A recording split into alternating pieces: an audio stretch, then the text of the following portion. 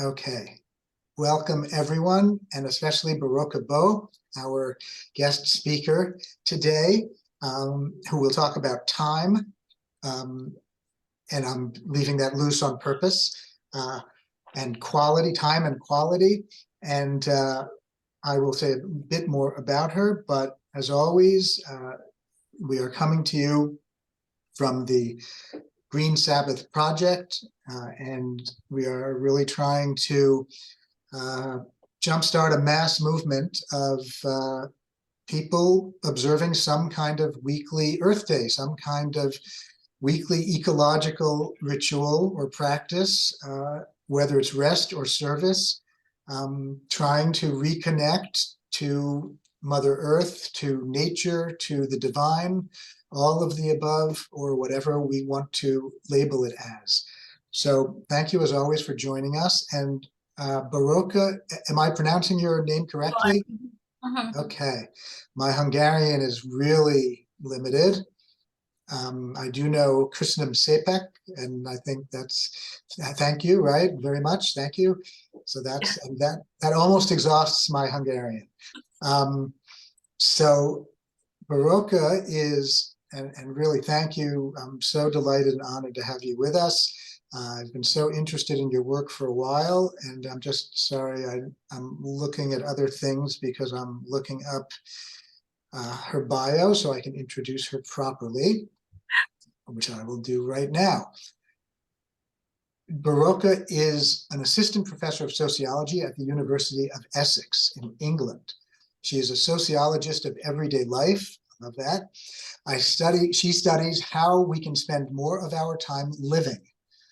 She is particularly interested in how structural inequalities can be addressed through socially responsible time use policies, and her research interests, focus on migration, socio-temporal disparities in well-being, eco-social determinants of health, and social demography.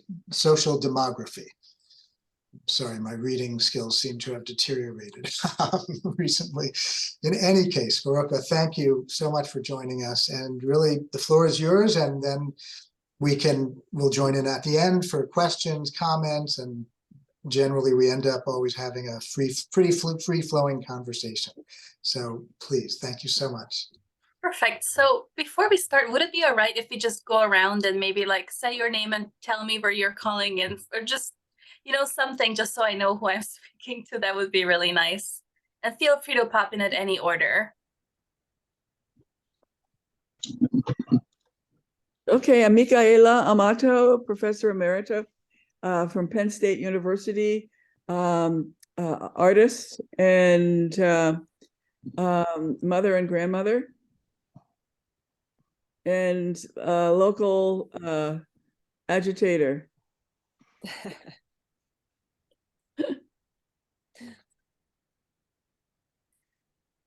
I'm Micaela's daughter, Cora Judea Al-Khadaf. I'm in Colorado, where I do performances with our eco-art converted school bus tiny home. I'm a former university professor, artist, mother. A lot of my work currently is around time in relation to parenting, confronting what I call petroleum parenting, and how do we make that a lived, collective, creative process. That's beautiful. I love that. Yeah. Let's take a look. I'll jump in. Ashley Trout. I am the senior advisor for the Greater Baltimore Wilderness Coalition in Baltimore, Maryland, where I'm focusing on impact networks and how we bring a large suite of different personalities and talents together to really drive catalytic change. Amazing. Yeah. I'll jump in. I'm Marilyn. And Ashley, I'm really interested in what you're doing and would love to connect. I'm writing a book called It's Hard to Save the Planet When You Don't Know What to Do. And it's based on some of what I wrote about in my first book, It's Hard to Make a Difference When You Can't Find Your Keys, which has a lot to do with how we organize ourselves and our time as individuals. And I want to bring some of that to the ongoing struggle that I notice people are in to actually take climate action, waiting for just the right thing or having the time, which they won't have. So anyway, I'm sorry, I'm going to be off video for a bit, but I'm listening. Perfect. Thank you. How are you feeling, Sonia, about your audio? It's okay if you can't pop in, by the way. I'll give you a second. Maybe Hi, hello. Okay, I'll jump in. I'm Sonia Cummings. I'm in Los Angeles. I'm a climate activist and an artist, and I'm also very concerned about getting people engaged and playing a role actively in response to the crisis that we're experiencing. And I'm also looking for a way to reconnect people to nature and the wonder of what this magnificent earth is offering to us, so that we get a better sense of what we've inherited and what we will be passing on to the next generation. Yeah, that's wonderful. Thank you. Do you want to, you don't want to introduce yourself, Jonathan, right? You're good. Do you want to introduce? I can be very quick. I am a father. I am an eternal student. I'm a Berliner for 7 years now, and professor of Jewish studies and the founder and director of the Green Sabbath Project, and a very proud host. Marvelous. And then what about Lisa? Yeah. Sure, I'm really happy to be here today. Thank you all. I'm Lisa Maria Madera, and I'm an educator and an artful activist. I'm also a member of the Colectivo Rescate Rio San Pedro, where we are working to rescue a river through ancestral technologies called the Mingan. So I'm very involved with that. And I'm very excited as well because I figured out my personal mission statement. And I'm going to say that today because I love it, and it's so connected with Green Sabbath. And so I'm really happy. And that is live with beauty, weave community, create sanctuary, and see joy. It's beautiful. Yeah, that's really nice. So I kind of wish we would have done these introductions before my talk, but so I had two options today. I could talk about what I'm going to talk about, which is time across the life course, healing through time. What does it mean to not have enough time? Why does this matter? How does it matter? Or my new project, which I've decided not to talk about because it's a new project. But that one is looking at almost something everybody else seems to be touching on. And that is, it's called Building with Nature in Colchester. But it's focusing on the well-being of coastal communities, working with a lot of artists, and both for community awareness raising when it comes to climate change, but also how to stop coastal erosion by building with nature. So using oyster reefs. I live in an area of the UK that has been farming oysters for 2,000 years. And it's the same families. So it's these farmers that have been around for literally thousands of years farming oysters. And they're very excited to contribute towards saving their own coastline with these reefs, because apparently oyster reefs are better at breaking the waves than man-made barriers. And the interesting thing about the project, this is just a very brief aside on this new project. The interesting thing about it was it just instantly got way too much traction in a way. We presented it at COP27. Now Egypt is very interested when it comes to saving Alexandria. Apparently Alexandria is in trouble. So Egypt is very interested in using their own native oysters to start putting up reefs to break the waves to save Alexandria. So the new project is focusing on coastal communities. And then I spent a lot of time in Wales because the UK just has its first climate refugees. A whole entire community was labeled by the government as climate refugees. So they were literally just told, good luck, you're a climate refugee now. You will have to move. Also, you owe us £6,000 to demolish your own home. So that's the community I'm working with in Wales. But so that's the new project. So I feel like it's too early for me to talk about that. But today I will share my screen. I'll share the foundation of this new project, which is still looking at what does it mean to not have enough time? This is my starting point, the big question. And then how does not having enough time matter for our health? So let me just share. And feel free to pop in anytime. Just speak up because I probably won't be able to see your hand. There we go. Everybody can see my screen, right? Maybe nod if you can. Yes, perfect. Great. Yeah, so oh no, Zoom quit. Don't send. Can you all hear me? Yeah, you're good. Oh, good. I just got a weird notice saying Zoom quit unexpectedly. Oh, I'm getting it again. Generate a crash report. Weird. Don't Okay, send. I can Well, hear we you. still hear We you. can hear you and see your screen. Very strange. Thank you so much. Don't believe everything you read. Exactly. Except now she did get lost. Oh, well. Oh, no, she's there. Dear. But you have to unmute. Yeah, good. Yeah, here we go. That was very strange. Very, very strange. Okay. Share. Here we go again. Okay, you can see my screen, right? Maybe? I'm Yes. screen sharing. Yes. Perfect. Great. Participants can see your application. Okay. Okay, I'm just making sure that I can. Perfect. Okay. So thank you for the kind introductions earlier. This is just a quick agenda of what I was thinking of covering today. I thought it would be really fun to just kind of talk about what do we mean when we talk about not having enough time? What does that look like in the academic literature? How does it change over the life course? It's just kind of a fun snippet into time itself. And then some lessons I learned through my research, and then touching on, was it Kara's work, temporal sanctuaries. Somebody mentioned temporal sanctuaries earlier. The idea of like equal sanctuaries that relate to time. Hopefully the presentation will touch at the end on that also. And this could be like a joint conversation.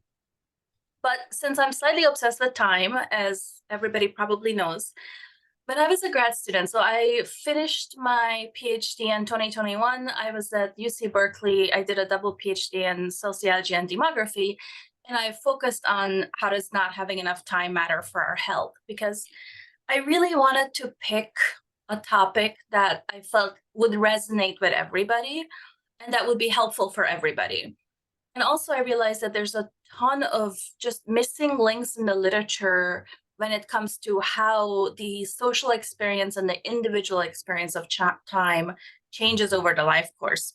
So because of this, I focused on people going through major life transitions, right before retirement, right before retirement, right after retirement, right before giving birth to a first child, right after. And then because the pandemic happened during my fieldwork, I also collected a batch of pandemic time interviews in the early days of the pandemic. And part of the reason I did this was because time is such a slippery thing to really pinpoint. Like when you ask people about their own time, it's very different from the lived experience of time. But sometimes when we the everyday time just slips away, right? But sometimes when we're undergoing major life transitions, that's when people notice, okay, my time now is so different from before. What is going on? Like people really start thinking about their time. So I spent 18 months in the field. I conducted almost 200 interviews. I also have a survey. But I decided to focus on Canada because since I was interested in time and health, I needed a context where there was like baseline level of healthcare access, especially across socioeconomic strata, right? And in the US, if you're super poor, depending on where you live, maybe you'll have some access, but Canada, everybody has some sort of a baseline level access, especially in Toronto. So I interviewed in Toronto's poorest neighborhoods and then Toronto's richest neighborhoods, and then compared the experiences across class, both with time and also with health. But today I thought it'd be really kind of fun to touch on the retiree experience, just because it's such a a unique time to not have enough time, right? Somebody else earlier touched on that, is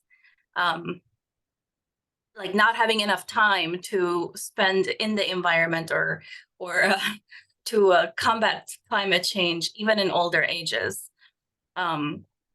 This is just a table that kind of shows the comparison between my two neighborhoods, but you know, you get the gist. Like the richest neighborhoods, over 300,000 per year for the median household income, the poorest 42 for the median household income. So completely different experiences between my retirees living in these two different neighborhoods. But I think what's actually kind of fun to look at is this table. If you can see it, it shows how not having enough time changes across the life course. So we see that 15 to 19-year-olds, over 60% of them always feel rushed. That's subjective time scarcity. So those are children who just over 60% are just always rushing. And then objective time scarcity in the literature, in the academic literature, they're still struggling with how to measure what's enough. Like for poverty levels, we have measures. Okay, this is the poverty line. If you're below this point, you're poor, and maybe you need like social assistance. But for time, what is enough is a very tricky question. So often for objective time scarcity or time poverty, they base it on like population distribution. So if the average in a population is a certain number of minutes and you're way below that, then maybe you're objectively time poor. But the objective time scarcity or time poverty column is, you know, a bit contested. But subjective one is interesting just because these are people always feeling rushed. And here the shocking thing for me was looking at retirees. So 65 to 69, 70 to 74, pretty much a quarter are still always rushed, even after leaving the labor force. And here in this data set, this is the Canadian multinational time use survey that I pulled the data from. I control for labor force participation. So of course they're not in the labor force anymore, but 80 plus years old, 21% always rushed, right? So there's this phenomenon of course, always rushing in the West. And then why? So how do we get here? And is this good? Is this bad? It's kind of a fun one to look at, going from, you see even in childhood, 61%, early adulthood, 70s, 30 to 34, almost 80% are always rushed, 81% in early childbearing years, you know, 40s are not getting much better, 50, you know, so it's just such a pervasive feeling across the life course. So I just have this picture about our normal conception of retirement. Like normally people think, okay, when you retire, you could just relax. But as we have seen in this earlier, I know somebody's laughing, I know. As we have seen in this earlier table, people are still always rushing. So in my low-income participants, my low-income neighborhoods, 23% of women were always rushed. High income, I think this is the Canadian multinational time use survey. So this is across Canada. High income, almost 40% are always rushing. And this is in retirement. Like they're just always feeling rushed. Always is a big word, right? Because we have never, occasionally, sometimes, always, often, always. So that's how the distribution is. But always is like literally always. So more high income than low income say that they're always rushed, but even the low income, quite a few, I mean, almost 20% at the low end, always rushed. Women tend to be more time pressed than men. Objective time scarcity, less objective. So this is less than 25th quartile discretionary time. So this is just a distribution. But for me, the always rushed column is very interesting because this shouldn't be happening, right, in retirement. So then my quest was, okay, why is this happening? Briefly touched on earlier, existing. Oh no! Environment is lacking. Oh, what's happening? Oops, sorry. And we also Escape. Oh no. Oh, weird. Let me see if I can turn off. For some reason, I think I know what to do. I had a recording. Stop it. Can I just take it out? Yes. Okay, sorry. I'm going to really quickly take out, I had an existing recording over these slides, but you don't want to hear a recording as I'm talking to you. That is very strange. Oh, I thought I took that out. Oops. I'm just taking it out as we speak. Okay. So yeah, so my quest was, why is this happening? And then, so the first thing I did is look at the existing literature and see, well, what does the literature says about, I think I took out all my, what does the literature says about this phenomenon? Like, why is this happening in the literature? And of course, in the literature, the hard part of it was that there's not much, especially about the retiree experience of time scarcity. There's a bit in older ages. So people will talk about, you know, when people are essentially on their deathbed, they think a lot about time. And of course, they feel time pressure. But early retirement, there's not a lot. But we do know that women tend to be more time poor across the life course, largely because of childbearing responsibilities, sometimes because of, you know, other household responsibilities. Parents, of course, are more time poor. The literature is very conflicted about whether rich or poor are supposed to be more time poor, but I am trying to forward. Okay. But another thing that was missing from the literature was this whole issue of peer networks. So how do other people matter in how time is distributed? And as it turns out, of course, they matter incredibly, especially both when it comes to the transition into retirement, but also how we experience of time. And for me, what was really salient and kind of not shocking, but almost touching or telling, I guess, is other people's time and other people's well-being. We internalize how we think about our own health and our own time based on what's happening with the health and time of people around us. So, for example, this is just a little snippet from one of my participants, but she was saying, I'm counting my blessings as far as my health goes, but I have to be realistic. She's 66 and she lives in one of the poor areas. I mean, after losing Sandy 2 years ago, then Mona, it's just a matter of time before it's my turn. So even though her health was perfect, she felt this pressure, like she knew that she's running out of time because all her friends were dying. She said, don't get me wrong, I'm not depressed, but maybe I have another year, maybe another 5. Maybe I'm living on borrowed time. And then she goes into another friend that's ailing and how, you know, how that's affecting how she thinks about her own time. So to me, that was very interesting to think about how in the poor areas, because people were getting sick earlier in life, there were different health issues were popping up earlier than in my richer areas. This is people in their early retirement. My richer ones really didn't have to worry about all of their friends dying all at once. Oh, can you make each slide full screen? I sure can. Thanks, Jonathan. Yeah, so just a very, very distinct contrast between rich and poor as far as how they experience their peer networks affecting their own time and their own health. So this is James. He lives in one of the very wealthy areas. He just retired. And his perspective was also very kind of poetic and interesting. He says, every day, I don't know what time it is, what day it is. It's like I actually have to look at the calendar on my computer and say, oh, it's Tuesday. Every day is the same day.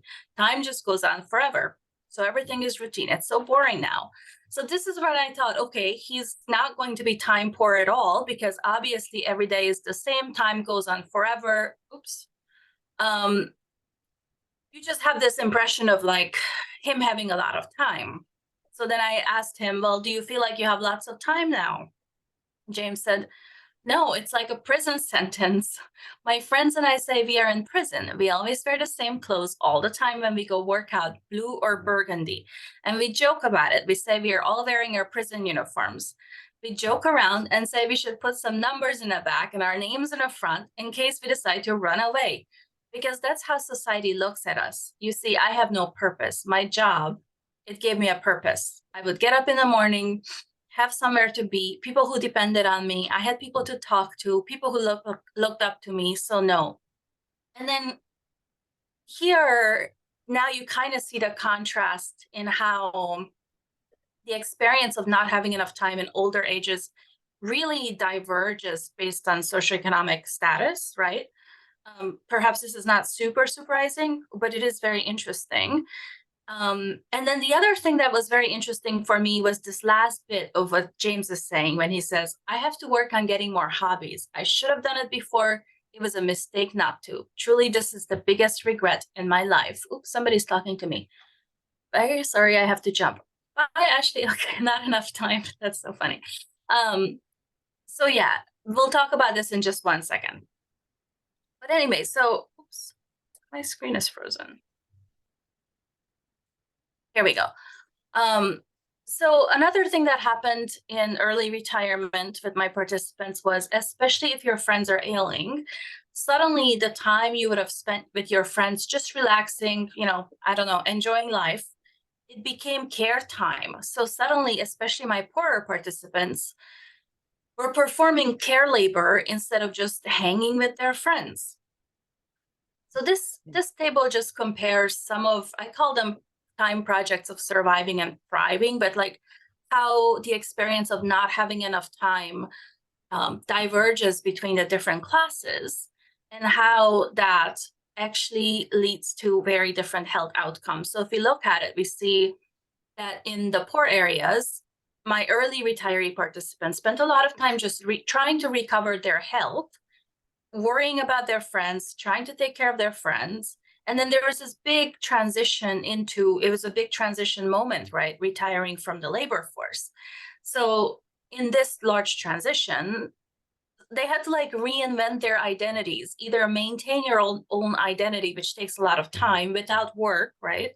Or try to figure out, okay, who am I now without work?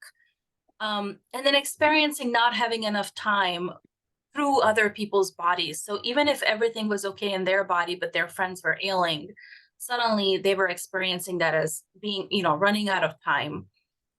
The social time with friends suddenly required a lot of emotional labor, especially when the friends were ailing.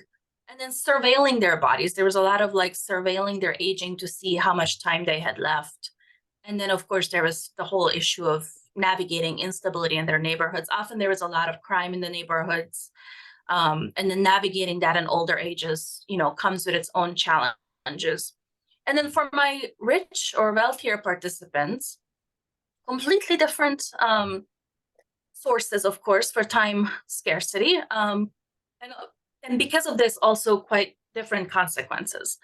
Health maintenance is a huge deal. Boróka, Yep. are you referring to a table, one of your slides? Can you see this thing called time? Oh no. No. Can't see it. What do you see?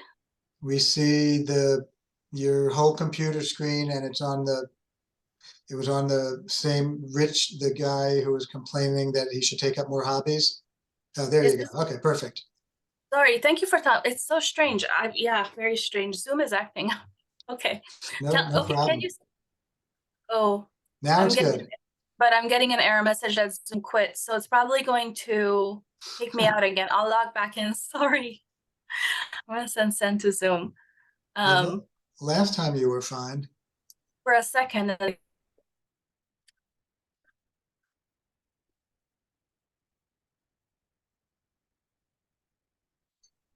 Yeah, I think Zoom is acting up. Maybe I'll share my screen again and skip to the lessons share. Okay. Oops. Oh, Zoom is totally. Okay, you can see my screen. Yeah, we see the table, the time projects slide. Yeah. Well, let me touch on the wealthier experiences very quickly, and then I'll go to lessons learned, and then we can just go to discussion before we crash again. But yeah, completely different sources for the wealthy, of course.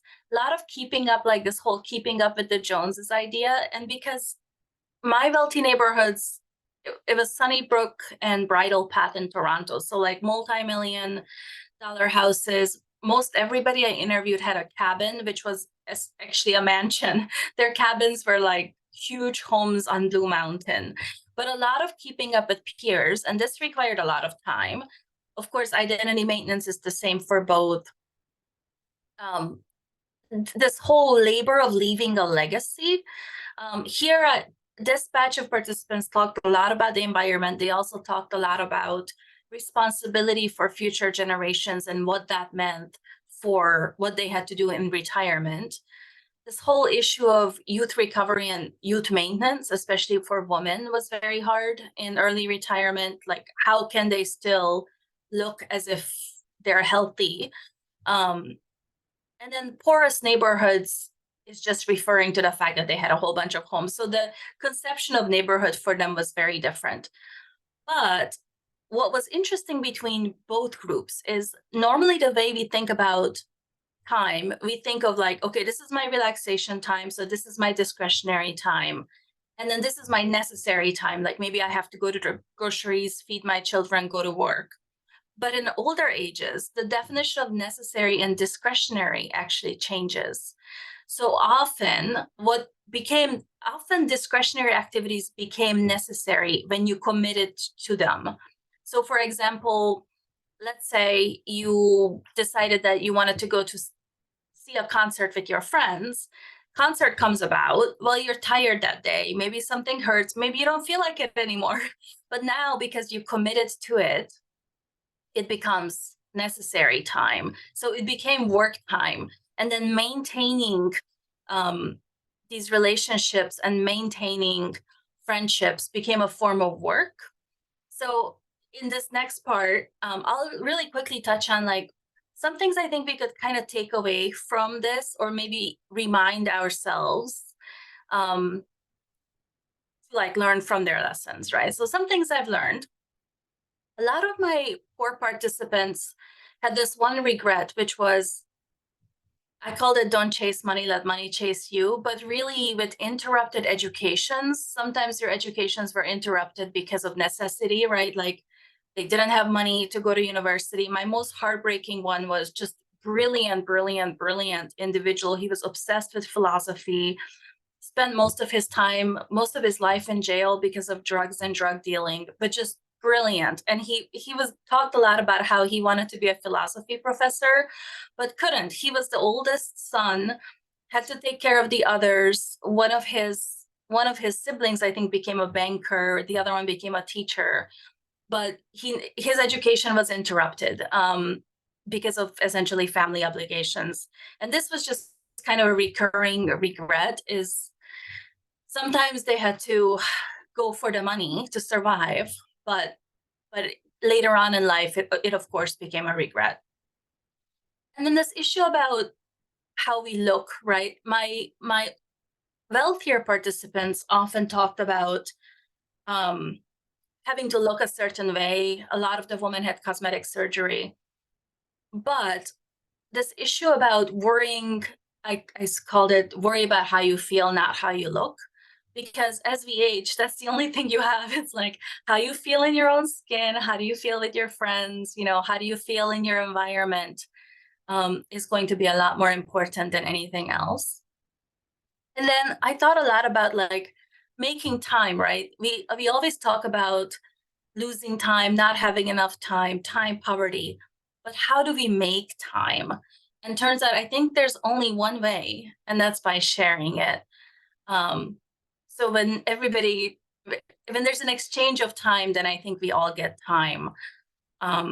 We can talk more about this later, and then this thing with, I think James, one of my participants, was saying how he should have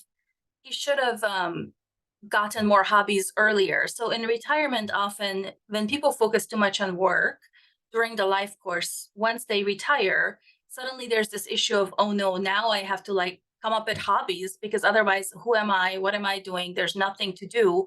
But then this becomes work. So really identifying passions while they can just be passions and before they become work, because you don't really want, okay, I'm an artist, I must paint. I'm going to be an artist in retirement. I'm going to paint in retirement. Now that's work. You want your passions to remain passions after retirement, instead of suddenly shifting into this necessary time category where they become a form of work. So identifying passions before retirement and then allowing them to be our passions.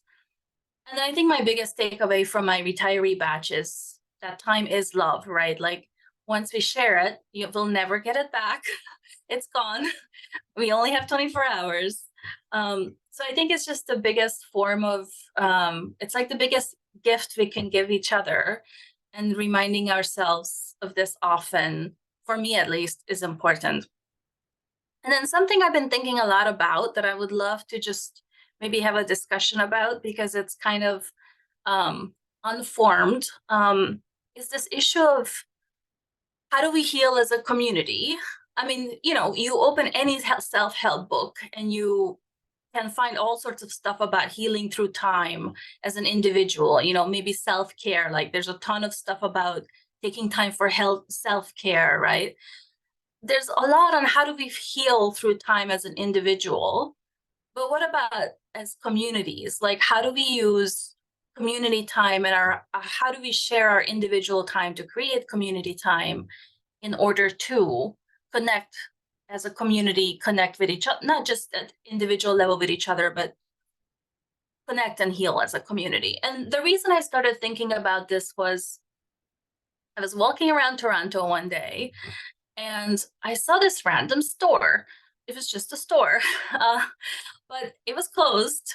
But in the window of the store, there were these beads that I saw in South Africa. I used to live in South Africa. So there were these beads in the store's window. And I realized that they're beads for witch doctors. I'm sure I'm mispronouncing it. But essentially, like traditional healers in South Africa all had these beads that were a particular color and a particular color variation. And so I was like, oh, Sangoma beads. I wonder what's going on in the store. So I peeked through the window and there's just leather hanging everywhere. It seemed very dusty, just very cluttered. So I was like, okay, I'll come back. So I came back when they were open and I go in and it seemed to be like a music shop, all sorts of instruments, lots of drums. And there was a stage in the back and there were these guys just hanging. And so I'm hanging in the back, looking at the beads. They're ignoring me. And so I muster up the courage and I asked the guy, oh, are these Sangoma beads? And the guy just looked at me as if I was an alien. And he's like, what are you talking? Like, he just refused to engage. I think it was just very strange that first of all, I was the only white person in there. Also, I was the only woman in there. And, you know, it was just very strange that I was like moseying around looking at these beads. So then I asked him how much the beads were. They were $5. I bought the beads. And then he said, do you want to sit with us? And I was just like, okay, I guess I'll just go sit on this stage. And then that's kind of how it started. So 8 hours later, I went home and then I was like, what just happened? I don't understand what just happened, because if it's just guys hanging on a stage, sometimes they would caress a drum, sometimes they would talk, sometimes they would drum. Then other people would come, hang. Sometimes they would drum, sometimes they wouldn't. Then people would come and bring us food. Just random people would bring us food.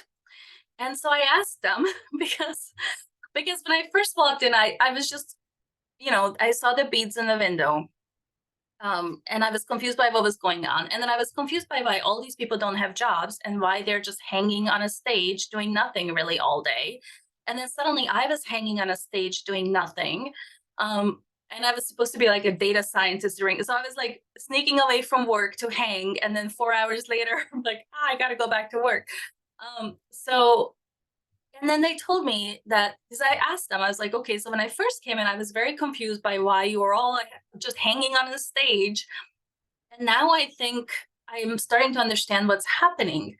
And then one of them said, well, this is my healing time. This is how I stay sane. Like, this is our church. So, and the interesting thing for me was that music was a small part of it, but they were all Muslim, but it wasn't Muslim religion based. They were just in this flow of community time. And then the other spot that I'm seeing something similar is I live in New York half the year. And there I noticed in Jackson Heights, people just put out these boom boxes for the community, I guess hang by. And sometimes it's just boom boxes just playing random Latin American music. One of the boom boxes was just hanging over the trash cans, just blasting music for no good reason, you know. But I think sometimes people will go and hang around the boom boxes, and I think it serves a similar function where they can kind of get into this flow of just being, and then just being with each other for no good reason. But other than just seeing and experiencing this, like getting sucked into this temporal sanctuary in this random dusty drum shop, I would love to hear your perspectives. I imagine you could get something similar. Oh, somebody's chatting. Thank you. Something similar maybe in nature. But in nature, when you're hiking, I think you would be doing it as an individual. If you're hiking together, there's still I think it has to happen organically in a way where you're just suddenly flowing. And so far, the two places where I'm kind of seeing it is through music, but very tangentially through music. So that's another thing where I've been trying to, I haven't fully teased it out yet in my own head, but just figure out like, so the one last anecdote about this drum shop, is it was a drum shop, but it was a drum shop / I think hospital for the community. One of the people at one point, we were just sitting, and she asked me, she said, "How do you keep time?" And because I'm overly literal, I thought she meant like as a researcher or something, and I think she meant drumming, but so she said, "How do you keep time?" And I said, I don't believe in time." And she was just shocked. Her jaw dropped, and she said, "What? I love time. Time lets me become." And then she raised her hands and she said, "Praise be to God." And that's when I realized for her, time was love. Time loved her, and time was God, but a very loving God. Whereas I think for us in the West, it's a very different, yes, street corners. Michaela, I love that. Michaela says, years ago, people would sit in groups on front steps of buildings or porch or on street corners. Yeah. And then entering into this, like, where you're just there as a community and somehow healing through time. Yeah. Anyway, that was my somewhat disjointed, I hope this wasn't too confusing, presentation about time. But if you have any thoughts about temporal sanctuaries in particular, I'm still teasing out that whole phenomenon. That's great. Thank you. No, not at all confusing, at least not to me. No, it's beautiful. Anyone want to say anything? Ask a question? I have a question. This Yeah, is Sonia. It's fascinating what you mentioned, but you don't mention at all the impact of social network. Yeah, I have a whole paper on this. My retiree paper also touches on it a little bit. I also have because I you mean social networks as far as like electric, like us being all constantly on our phone, people being using their phone, communicating through phones, and escaping in this virtual world, and that is eating a lot of chunk of our time. Yeah, I think there is some literature that's starting to bubble up on that. That was another thing with this drum shop. Nobody was on their phones, so maybe that's why time also expanded so much. I think that's a very good point. I mean, I personally, I'm on nothing. I'm just on LinkedIn, and it's spectacular. Yeah, I don't do any social networks. No. Mm-hmm. No. Yeah. But yeah, that's a good it's a good point, because it is really interesting thinking about like that constant comparison eats up so much time, right? Yeah. Sharing time on social media is really not sharing time from my point of view. Oh. I mean, I also don't have a smartphone, and I also you know, I never use it. I keep it in my car for an emergency. And I either, you know, anyway, I don't do all that. So it's obviously people are able to communicate less and less and less really intimately with each other, I think, over the last decade or more. So I love the way you ended everything, the way it kind of culminated in this intimacy that I think is so much lost in our communities, or maybe not in our communities, but in our communing. Yeah, So thank you. Yeah, thank you. Yeah, you're welcome. Thank you. It was it was beautiful the way it was like a beautiful crescendo. I mean, you were talking about music, but I was seeing it as a, you know, a crescendo of intimate, silent souls. It was wonderful. Yeah, I'm still trying to make sense of it, just because it was, I feel like I just stumbled into it, right? But it was this community's particular kind of, almost like an accidental church. Yeah. And then seeing how the community just takes care of you. Like, I've never had that experience before, where you just sit, you're healing apparently as a community. I think my role as a white person was also very important, because it was a lot of processing for people. Like, sometimes people would come and just yell at me, and it was okay. You know, like it was okay. Like, it was good for them to get it out, and like there was space for everybody to just experience whatever. But also, like, all the random people who came and just bought us food. Why? Yeah. You know? It was so beautiful. And then I realized I started bringing them food. Like, every time I would walk by, I would go to this Jamaican patty place, get all the patties, bring all the patties, because I knew that they would be hanging there and they probably wanted the patties. Yeah. It's great that you were open to that. I mean, there's and if you don't mind me using the word, innocence and genuine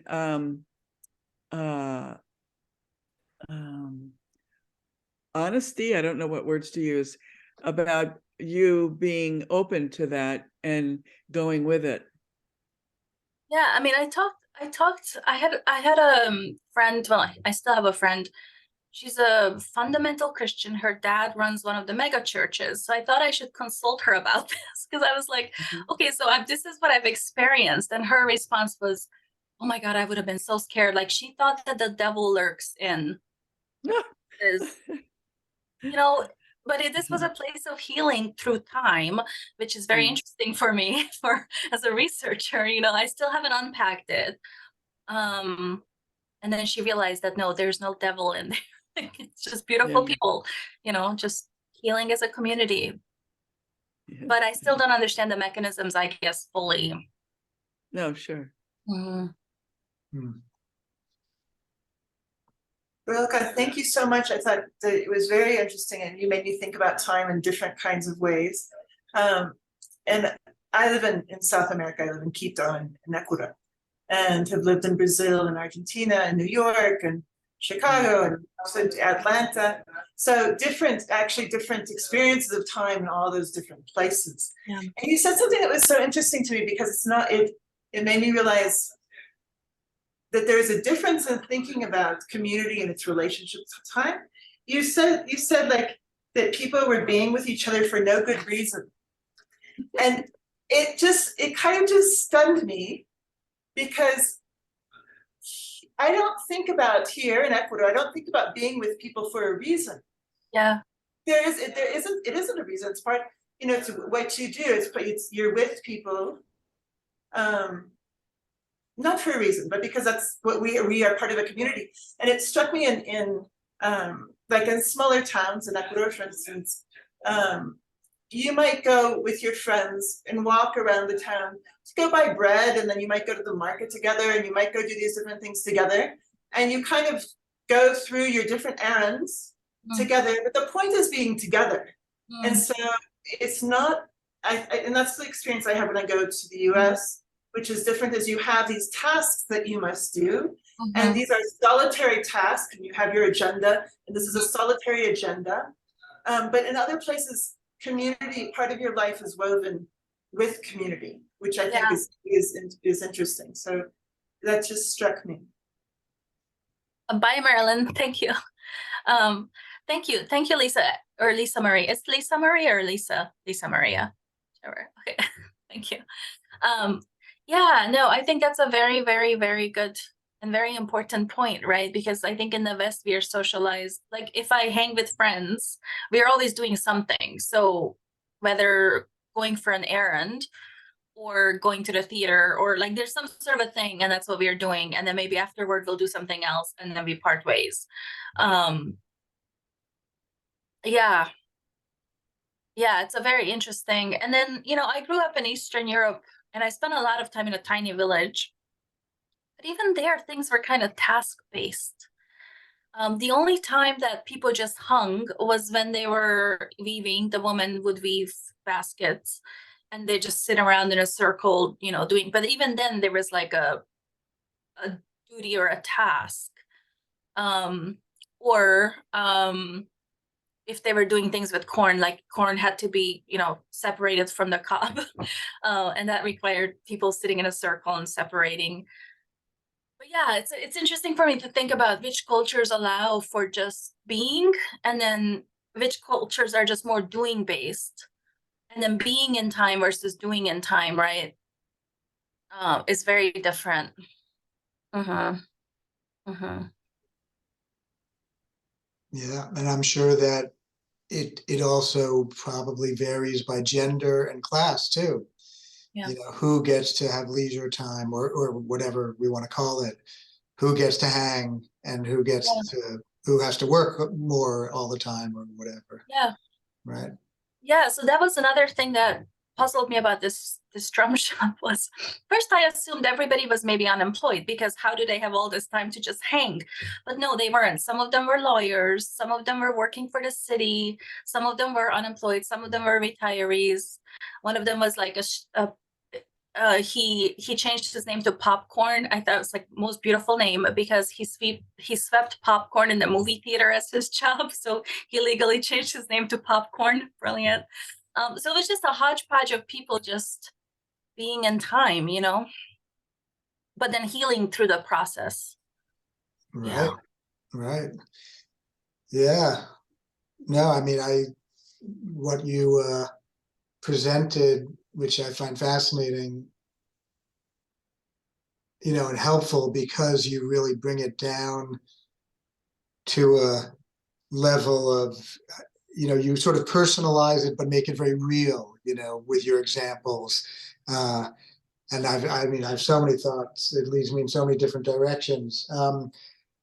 But to pick up on what Lisa was saying, it's so, we're in the West, we're used to thinking of time as something mechanized and something, it's a rhythm that just never stops, right? The clock's always ticking. But in so much of the world, time is collective. Time is social. Time is, and I just read a fascinating essay by a scholar, I don't know if she's a biologist, a marine biologist, Michelle Bastien, which is about leatherback turtles. And the title of the essay is Encountering Leatherbacks in Multi-Species Knots of Time. And what she shows, most of the essay is actually about time. And I'll send it to you if you want. It's a beautiful, beautiful essay. Yeah. And really moving. I literally cried. It's a scholarly essay, and I literally cried at different parts of it. And what she shows is, like, for most species, and even for many humans in non-Western cultures or pre-modern cultures or alternative cultures, right? Time is, again, it's social, it's collective. It's also has something to do with the climate, with the weather, right? It has something to do with when day comes or night comes, when certain prey is available in what seasons, so it's we're so used to, so many of us are used to being in this mechanistic world of time. And I think that's, I mean, to say it's unhealthy is an understatement, but it's probably also kind of an aberration. And, so I think, and I don't know that I'm part of that too. I mean, talking about being a prisoner, I'm a prisoner in that too, to a certain degree. But realizing that, for instance, in other cultures, aging might be seen as a specific time, adolescence is a specific time, drumming rituals are a specific time. And I don't know, I meditate, not every day, but although I try to, but time is, when I'm meditating, it's just, I'm in a different time zone, literally. And so experientially, time is not just this ticking, yeah.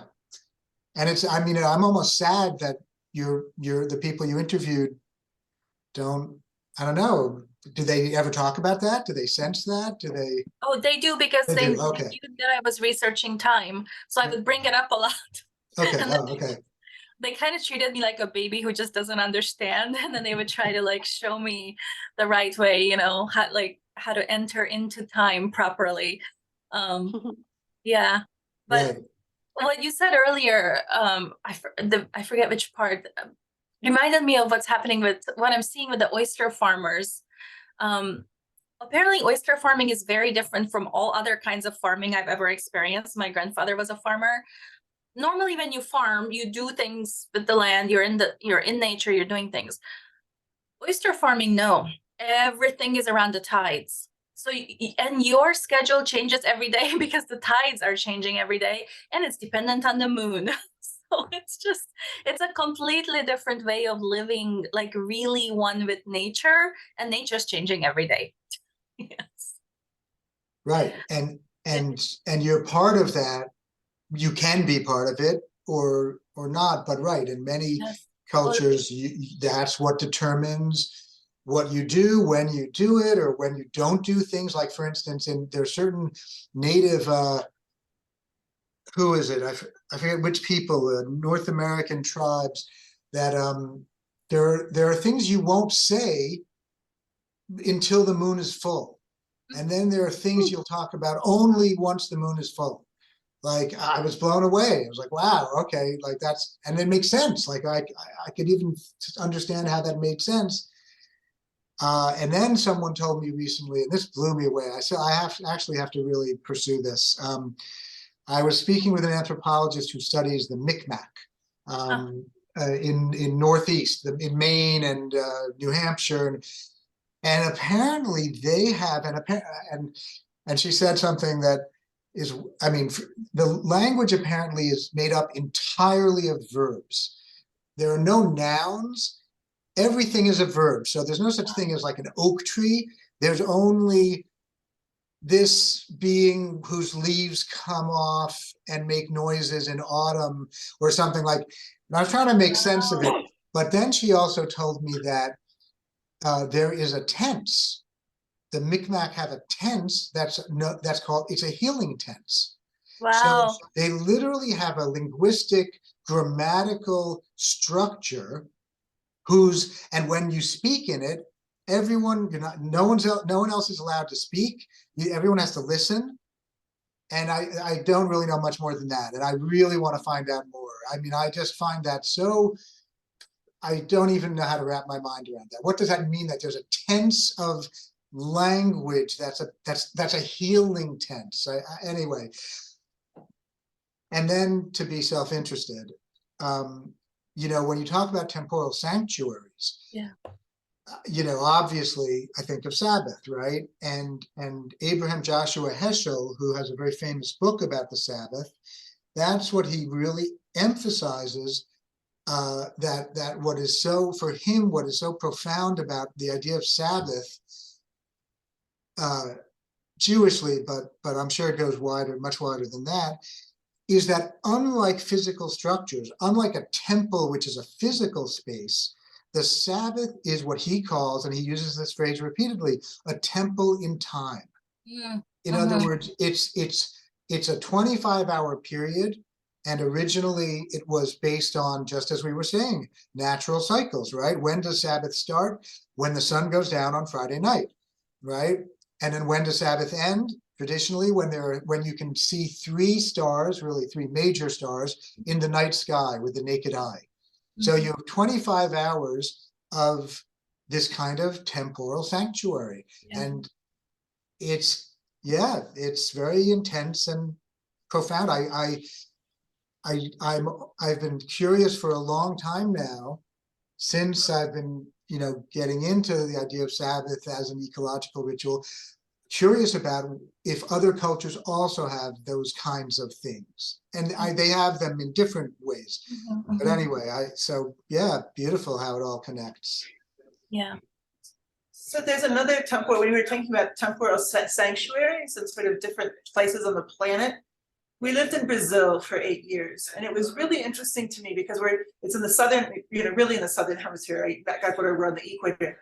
But it means that the new year comes in summer, right? And the school year is shifted. So the end of the school year is in December. It ends around the 15th or so of December. And then you go into not only the beginning of the new year, but you're going to summer. So that there's a whole different feel about what the year means, what initiating the year means, what a new year is. And what the new year is it's this time that's full of family, full of friends, and it's connected to the beach. So it's beach time, it's ocean time. And so, and what becomes kind of this cradle, I always thought of it as a cradle in time when you're talking about that, Shabbat is this 24-hour, but the cradle of time between Christmas, because everybody's celebrating Christmas there, but differently than they do in the US, but not everybody, but between Christmas and New Year's, there's like a cradle in time between those 2 celebrations that happens for in a lot of Brazil, where people get that's where they take time off from work between those 2 moments.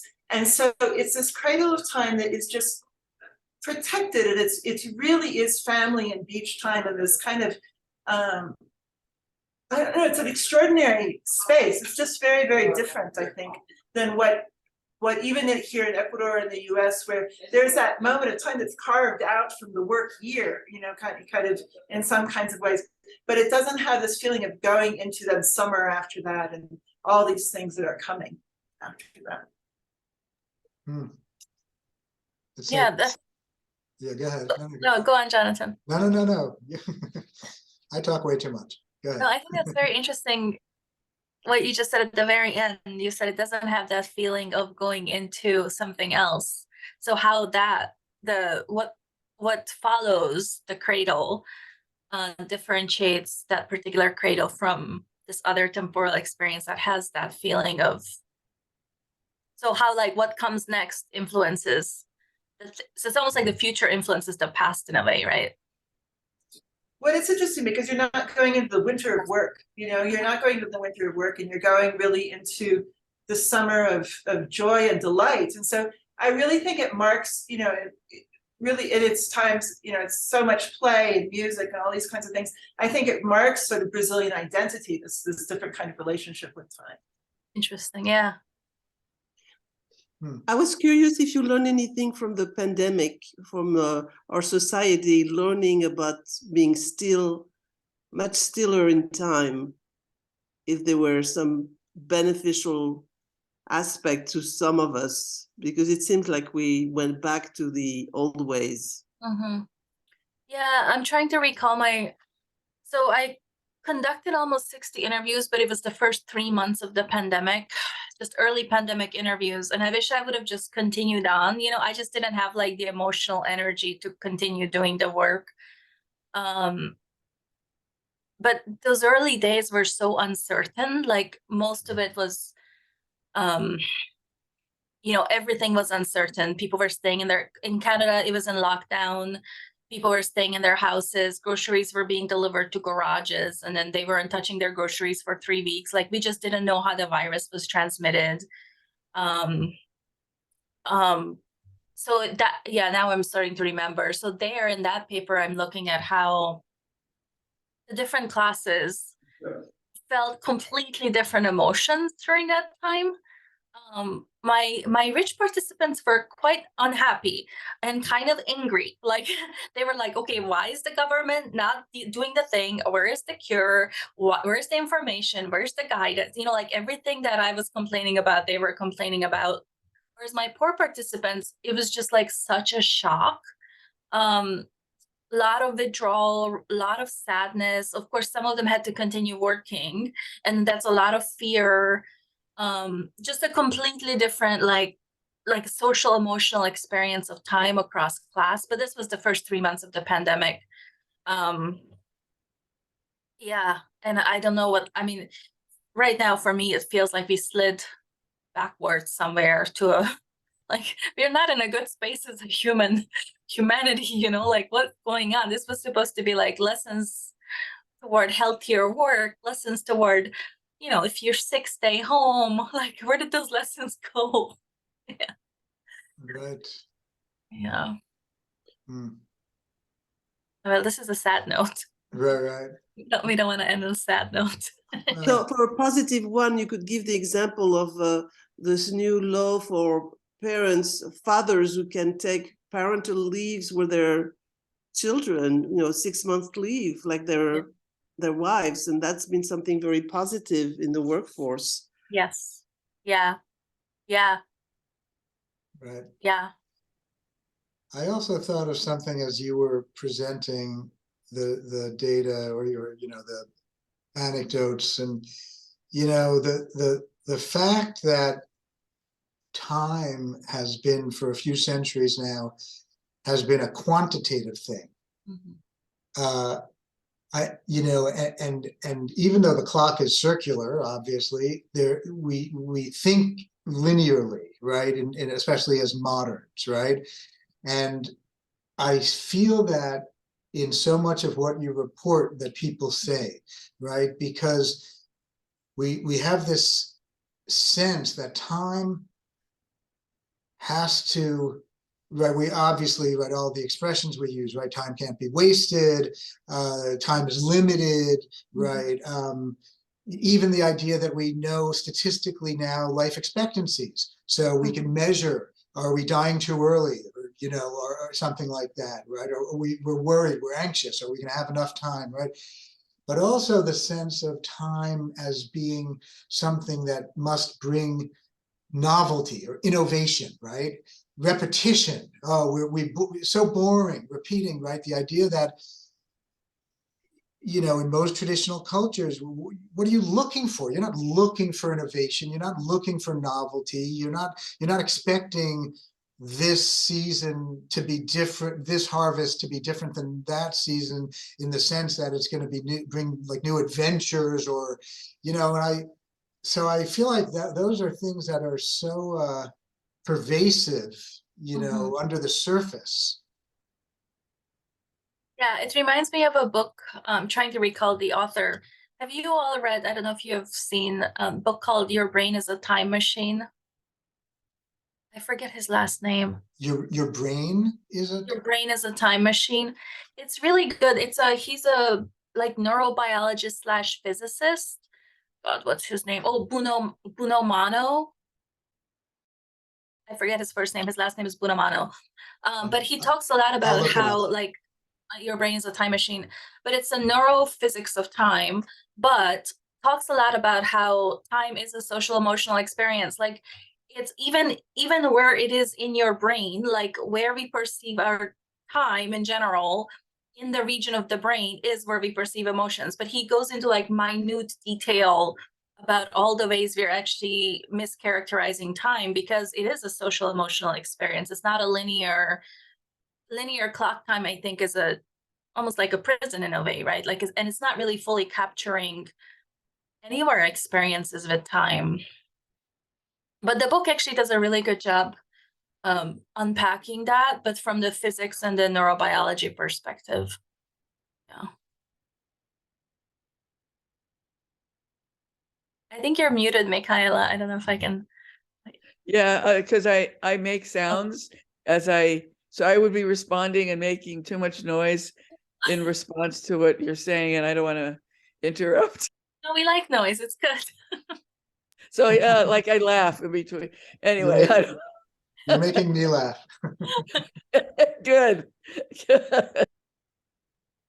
Boróka, really, thank you. Really just wonderful stuff. No, thank you, everybody. Seriously, all of your contributions I feel rejuvenated. Yeah. Well, I feel rejuvenated from you. You have a beautiful spirit and you shared some wonderful things with us. So I really appreciate it. I needed you today. I really did. Well, I think we somehow managed to enter into community time together over Zoom. So this is a really good thing. Yeah. That's the idea. That's the idea. We did that. And maybe Boróka, you'll send I'm not going to ask you now. I don't want to put you on the spot, but Boróka, I think, makes wonderful paintings. I really love your paintings. I'd love to see. Yeah. Oh, that would be terrific. Another time. We'll do an artist's unless Boróka, you want to show us one, which I'm happy, No, I want to get back to that's my 2023. When like it's under your skin, there's a new project percolating, it just has to come out. I've been feeling like that for 2 years, so it's time. So 2023 will be the year where there'll be a new batch. So I think from the new batch. Good. Maybe I just did that too. I want you to know. Oh, and it's kind of an astonishing experience because it's like my 77 years have all of a sudden come together within a relatively short period of time in paintings that must have been, well, they've been letting out, rhizomes, and now I have them. So, amazing. But I'd love to see.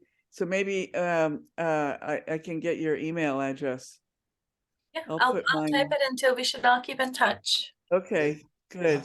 I'm thinking now maybe we should do a session, a gathering where we just show, we can, each present one or two pieces of art, visual art. Yeah. Wow. I know everyone here, I don't know about Sonia, although you said you were an artist, but I know everyone else does things. Yeah, that sounds really good. And we can talk about Sabbath and time and healing and Yeah, you read my mind. Perfect. And I did want to say, although I don't know if this is bringing us down or up, but in the United States, one of the expressions, I don't think it's current anymore, but maybe it's from the 50s, 60s, I don't know. One of the expressions for making out, right, was to make time, right? If you want to make time, hey babe, you want to make time? I'm pretty sure, right? That's the expression, which I think is really wonderfully, given what you were just saying before about, I think one of your slides was, making time. And that seems like it really gets right to the heart of it, this act of, these acts of pure, desire, of yearning for life and enjoyment and reproduction, and what a great way to phrase it. That's hilarious, actually.